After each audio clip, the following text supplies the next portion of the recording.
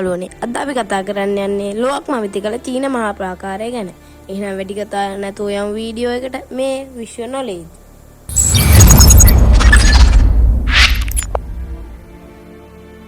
ක්‍රිස්තු පූර්ව 6 වන සියවසේ සිට ක්‍රිස්තු පූර්ව 16 වන සියවසේ දක්වා නිර්මාණය, ප්‍රතිසංස්කරණය, සංරක්ෂණය වූ චීන මහා ප්‍රාකාරය මොංගෝලියානු ආක්‍රමණ වලින් ආරක්ෂා කර ගැනීම සඳහා අනුක්‍රමණ චීන වංශිකයන් මගින් ඉදිකර ඇත.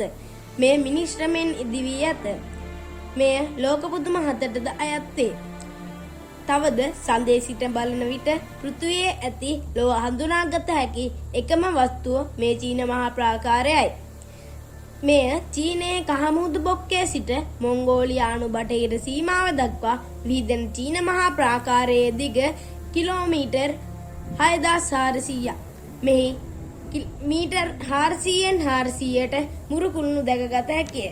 එසේම මුර සෙබළුන් ලක්ෂයකට අධික පිරිසක් මුර සේවයේ යොදවා තබා ඇත.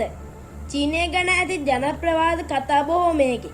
ගීත නාට්‍යයේ එන මේ කියෝ එමගින් එන චරිතයකි. තවත් මෙවැනි වීඩියෝ බැලීම සඳහා අපත් සමග එකතු වන්න.